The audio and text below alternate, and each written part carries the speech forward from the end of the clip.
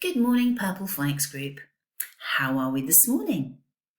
Okay, let's have a look at the recap that's on our screen today. So we have all the sounds that we've been learning, and today I'm going to point to a sound and I'd like you to say the sound that it makes. I'm going to count to 3 and then I will tell you the sound. Let's see how many you can beat me with. Are you ready? Okay, the first one.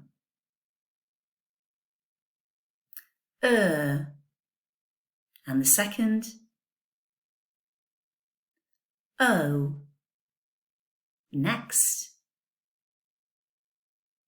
And next. Ch. How about this one? A. And this one? F. Oi.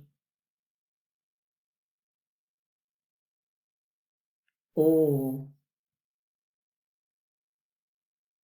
Qu. A. E. Ow. Oo. Shh. How did you do? How many did you get right? And how many did you beat me to saying the sound? Hopefully every day we're getting better and better at this, and we're getting quicker and quicker at saying the sounds as well. Right, let's have a look at today's sound. Okay, so we have another digraph sound on screen today, and this digraph is the letter E and R. And when we put the E and the R together, they make the sound. The sound. We've learnt that one already. How else can we spell the sound? Can you remember? I'm going to switch my pen on. I'm going to write it on the top of the screen. Can you help me? The first letter is... Do you remember? And the second... So, we can make the sound with a U and an R or an E and an R. Did you remember that? So both of these digraphs make the same sound. They make the sound. Now, when it comes to figuring out which one we need in a word, sometimes it is just a case of knowing the words and remembering which one has which in. But there is one thing that we can know. If we have a word and we need to add to the end of it, it will always be this one, our new one for today, the E and the R. So if I say, my hair is quite long, but I think it will be longer by the time I can get it cut, then that's this here, the E and the R. So if you add to the end of a word that already exists, it will always be this one that you add. If the is part of the word, it could be either of them. So it's just a case of getting used to which word where and which one you think looks best. But if you add it to the end of a word that already exists, it's going to be this one. Okay, so let's practice writing today's sound. So I'll put my pen back on again. And let's have a look at it. So as all our letters do, they sit on the line and they're small letters. Now our E is a squiggly letter, it's a curly letter. So we start by curling up from the line, around and down. That's our E. And we've practiced our R before. He goes up, back down, up and over. So that's our E and our R. And together, when we put them together, they're another way of making that sound. Okay, let's have a look at today's words. So, as per usual, we have got 4 words on the screen. There's a tick, so it tells us that these are real words. We have the sound buttons underneath them to help us. So, you know what to do. Pause me, have a go at reading these words. Remember, you have to go really fast through those sounds to hear the word, especially as the words get longer. So, have a go. Come back to me when you're ready and we'll see how you did. Right, so are we ready? How did we do? Let's have a look at the first one. So we've got two single sounds and a digraph sound. So we've got b, t. Now, if we say it that slowly, we might not hear the word. So remember to build from the front. So b, bert, bert. Bert. And it's written with a capital B. Why is it written with a capital B? Can you remember? Yes, if it's a name, it has a capital because it's called a proper noun, which means it has to have a capital. My name starts with a capital. Your name starts with a capital. Bert is a name, so it will always start with a capital. Let's have a look at the next one.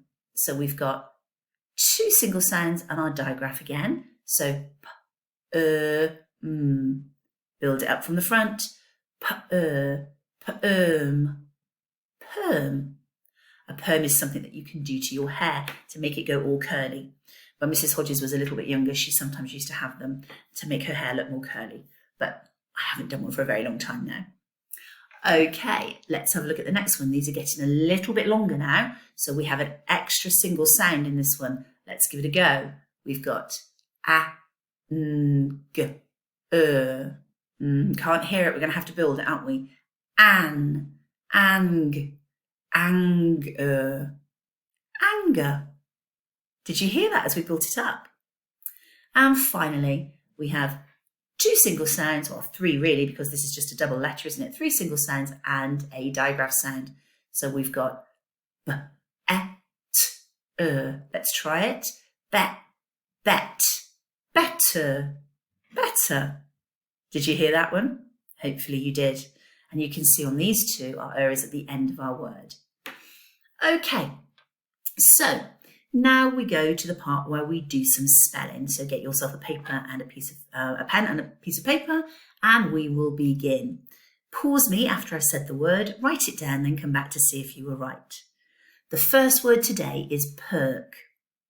Perk. Right, let's have a look. How did you do with perk? There we go. So we've got k, perk. Let's look at the next one. The next one is term. Term. Right, let's have a look at term. You should have got that one. So you've got term. Okay, number 3 is herb. Herb. Are you ready? Let's have a look at herb. So you've got herb. Herb. And the last one is wetter. Wetter. Okay, this is one of those words that we're adding to the end of. It could be wet or it could be wetter. So let's have a look and see how we spell that one. So we've got the word wet. Wet. Now, don't worry if you didn't put the double T. The word wet is normally only spelt with one T. The fact that there is a double in here is an English rule that you will learn as you know more about our phonics system. And it's about when we double letters, when we're adding things to the end. But for now, if you spelt that with a W, a E, a T, an E and an R, I am very impressed because you heard all the phonics sounds, so well done. Okay, let's have a look at today's tasks. So we have 3 tasks on screen. We have a write the sentence, draw the picture, and create a sentence. So the first one, I'm going to dictate a sentence to you. I'd like you to write it down and come back to me when you're done and see if you got it correct. Okay, so that sentence is, are you ready? This pen is longer. This pen is longer. So 4 words, this pen is longer. 4 words, off you go. Right, should we take a look and see how you did? Here we go. So let's see. Capital letter at the start of my sentence. Did you remember? I didn't remind you. I didn't even give you a hint today. So well done if you remembered your capital letter. This. Did you remember your finger spaces? pen, we could sound that one out, and we could sound is out as well, couldn't we? And longer, again, another one to sound out. Longer, longer. And our at the end of the word, so we know, even though it's today we're practicing ER, we know that that's the one that goes at the end of the word if we're adding it to a word already. Right, well done if you did that. Did you remember the full stop at the end as well? You quite often forget those full stops, don't you? Was that there today? Right, if you did that well, amazing work. 2 more to go now. So we have a draw the picture and a write the sentence. So draw the picture. Here you go. That's what I'd like you to draw a picture of today. Obviously, I'm not going to read it to you because you can read this now.